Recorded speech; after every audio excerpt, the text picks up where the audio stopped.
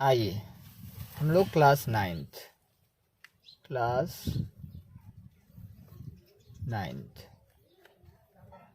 Exercise 2C remainder theorem and factor theorem concept को बारे में समझते हैं।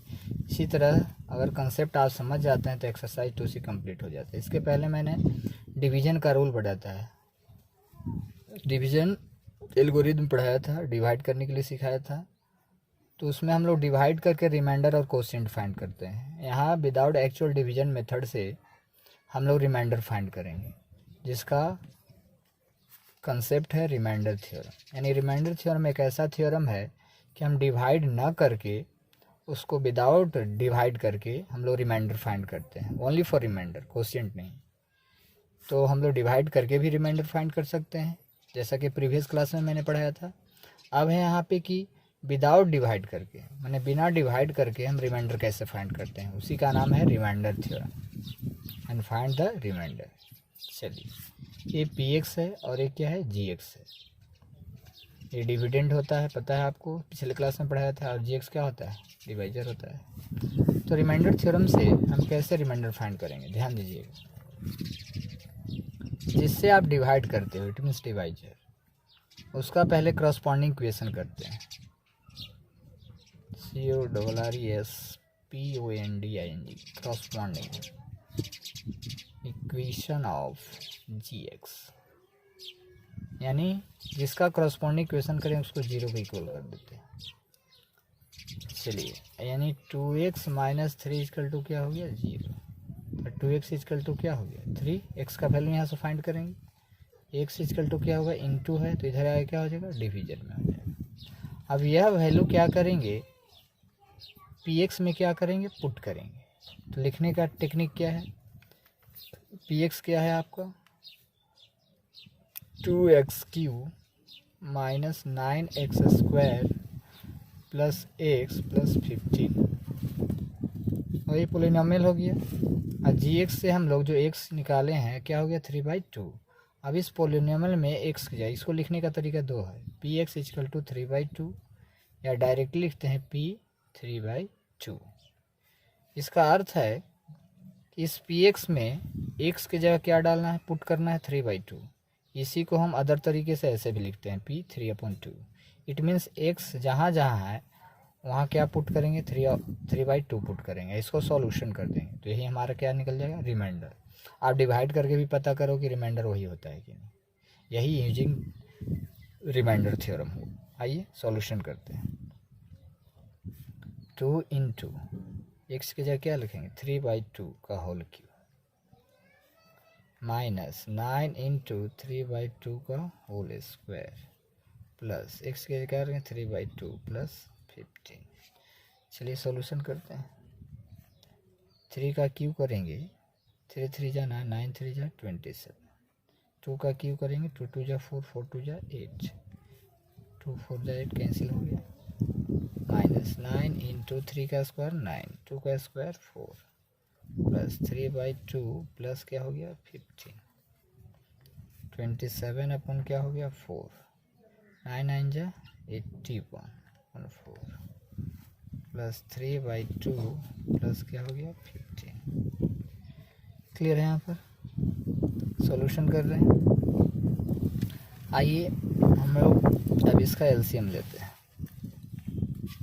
4 4 2 का एलसीएम क्या हो जाएगा, 4। 4 में 4 से डिवाइड करेंगे वो 1 में 27 से मल्टीप्लाई 27, माइनस 4 में 4 से डिवाइड करेंगे 1 में 1 में 81 से मल्टीप्लाई करेंगे 81, 2 2 जा 4, 2 आया, 2 में 3 से मल्टीप्लाई करेंगे 6, 1 में 4 से डिवाइड करेंगे 4, और 15 में 4 से इंटू करेंगे 60। चलिए, a प्लस है और a प्लस है, ये तीनों को ऐड करते हैं। 60 और 6, 66, और 66 और 27 को ऐड करते हैं, 93 आ गया। तो 93 पॉजिटिव माइनस क्या हो गया 81 निगेटिव अपन 4। अब हम लोग इसको सब्ट्रैक्ट करेंगे।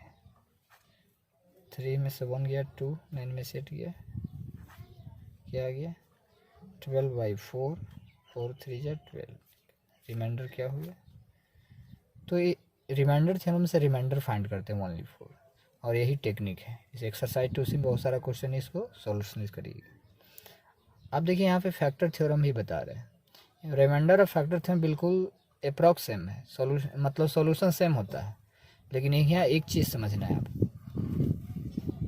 जैसे आपसे पूछेगा क्वेश्चन में, इसी क्वेश्चन में अगर पूछता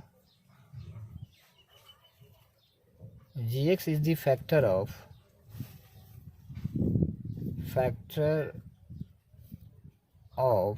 px इंट्रोगेशन मार्क, है ना, आपसे इंट्रोगेशन मार्क कर दिया, इसका मतलब gx px का फैक्टर है कि नहीं, यूजिंग द फैक्टर थ्योरम। अब यही क्वेश्चन रहेगा, सिर्फ पैटर्न बदलिए, using the factor theorem tell me gx is the factor of px, यानी gx px का फैक्टर है कि नहीं।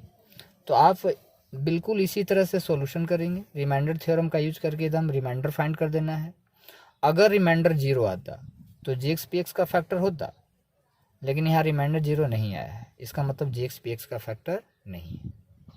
फिर समझिए एक बार इसको, क्योंकि इसी के कंसेप्ट पे सारा क्वेश्चन है। यहाँ अगर आपसे कहता टेल मी, यही क्वेश्चन रहता आपसे, यही क्वेश्चन रहता। अब क्वेश्चन पूछता tell me gx is the factor of px, तो आप क्या करते, बिल्कुल रिमाइंडर फाइंड करते हैं रिमाइंडर थ्योरम के यूज से ही। और रिमाइंडर फाइंड करने के बाद ये रिमाइंडर क्या आया, 3 आया। अगर रिमाइंडर 0 आ जाता, सॉल्यूशन करके क्या आ जाता, 0। अगर 0 आता तो मैं लिखता कि g is the factor of px। तो यहाँ तो 0 नहीं आया है, इसका मतलब है gx is not a factor of px। यही है रिमाइंडर थ्योरम और फैक्टर थ्योरम। आइए कुछ एक्स्ट्रा क्वेश्चन और पढ़ते हैं। आइए क्वेश्चन एक्सरसाइज 2C का क्वेश्चन नंबर 13 पढ़ते हैं। रिमाइंडर थ्योरम का ही यूज करके इस क्वेश्चन को सॉल्यूशन करेंगे। आइए क्वेश्चन क्या कहता है, the polynomial 2x³ plus x square minus ax plus 2 and 2x³ minus 3x square minus 3x plus a when divided by x minus 2 leave the same remainder, find the value of a। Question यह क्या करता है, ध्यान दीजिए। एक polynomial इसको suppose किया मैंने px, और एक अदर पोलिनोमियल है इसको सपोज किया मैंने qx। ये दोनों पोलिनोमियल में x माइनस 2 से डिवाइड किया जाता है, तो क्वेश्चन बोलता है कि सेम रिमाइंडर होता है। x माइनस 2 से इस पोलिनोमियल डिवाइड करेंगे तो रिमाइंडर वही आएगा जब x माइनस 2 से इस पॉलिनॉमियल में डिवाइड करेंगे, यानी x माइनस 2 से इसमें डिवाइड करो, x माइनस 2 से इसमें डिवाइड करो, तो क्या कहता है, रिमाइंडर सेम रिमाइंडर, यानी रिमाइंडर इक्वल आता है। तो फाइंड द वैल्यू ऑफ, तो एक वैल्यू क्या होगा। तो क्वेश्चन से यही है, remainder is equal to remainder according to question. Question से कह रहा है कि दोनों सिचुएशन में रिमाइंडर सेम होता है, तो remainder is equal to remainder. तो रिमाइंडर थ्योरम का यूज करके रिमाइंडर फाइंड करके दोनों को इक्वेट कर देंगे, इट मीन्स इक्वल कर देंगे। तो x माइनस 2 से डिवाइड किया जा रहा है, तो आपको बताए थे कि जिससे डिवाइड किया उसका करस्पॉन्डिंग इक्वेशन टिम से इक्वल टू 0 करो, x का वैल्यू आ जाएगा 2। अब क्या करेंगे, x इक्वल टू 2 जो है इस पॉलिनोमियल में पुट करेंगे तो रिमाइंडर आ जाएगा। x इक्वल टू 2 इस पॉलिनोमियल में 2 पुट करेंगे तो भी क्या आ जाएगा, रिमाइंडर। और यहाँ यानी इस पॉलिनोमियल में p2 इसका मतलब px में x की जगह 2 पुट करेंगे, q2 का मतलब qx में x की जगह क्या करेंगे, 2 पुट करेंगे, तो क्या आ जाएगा, दोनों से रिमाइंडर आता है। और एक क्वेश्चन से बोल रहा है कि सेम रिमाइंडर, तो दोनों को इक्वल कर दी, और इसको सॉल्यूशन करेंगे तो ए का वैल्यू क्या हो जाएगा, फाइंड हो जाएगा। चलिए इसको सॉल्यूशन करते हैं। देखिए इस पॉलिनॉमियल p2 का मतलब x है, जहाँ जहाँ क्या कर दिया, 2 पुट कर दिया, 2x³ तो 2 इंटू एक्स की जगह क्या कर दिया, 2 का cube plus x square 2s square minus a into 2 plus 2। अब इसमें भी x की जगह 2 पुट कर दिया, 2 इंटू 2 क्यू माइनस 3 इंटू 2 का square minus 3 into 2 plus a। अब इसको सॉल्यूशन करते हैं, 2 का क्यू क्या हो जाएगा, 8 2 जा 16, 2 का स्क्वायर 4 माइनस 2a प्लस 2, 2 का क्यू क्या हो गया, 8 2 जा 16, 2 का स्क्वायर 4 3 जा 12 माइनस 6 प्लस a। अब देखिए प्लस 16 इधर भी है, प्लस 16 इधर भी, ऐसे भी इधर लाएंगे तो माइनस 16 माइनस 16 क्या हो जाएगा, 0। इक्वल में सेम साइन सेम डिजिट रहता है तो कैंसिल हो जाता है। चलिए आगे बात करते हैं। 4 और 2 क्या हो गया, 6 माइनस 2a, देखिए दोनों लाइक है, ये क्या है, अनलाइक है। ये वेरिएबल है, ये कांस्टेंट है, तो कांस्टेंट को कांस्टेंट के साथ, वेरिएबल को वेरिएबल के साथ करते हैं। जैसे सिंगल था तो इसको लिख दिए साइन के साथ, 4 2 क्या हो गया 6, -12 -6 क्या हो गया -18 प्लस ए। क्लियर है। अब इसको इस तरफ लाइए या इसको इस तरफ लाइए। देखिए प्लस है तो उस तरफ जाएगा, क्या हो जाएगा -2 यहाँ लिख दीजिए, और ये प्लस है तो इधर ले लाइए, तो -18, ये प्लस है तो क्या हो जाएगा माइनस। तो हम लोग वेरिएबल को सेम यानी LHS में रखते हैं और कांस्टेंट को RHS तक रखते हैं। तो -2 ये प्लस था माइनस हो गया, -18 ये प्लस था क्या हो गया माइनस हो गया, -2 माइनस है, इट मीन्स 1 है, माइनस क्या हो गया 3, -16 -6 क्या हो गया -24 हो गया। ये माइनस माइनस कैंसिल हो जाता है, 3 से 1 कैंसिल हो जाएगा, 3 8 जा 12, 8 का ए का वैल्यू क्या आ गया 8, आंसर हो। तो इस तरह से रिमाइंडर थ्योरम और फैक्टर थ्योरम हम लोग समझे और इस क्वेश्चन नंबर 13 पढ़े।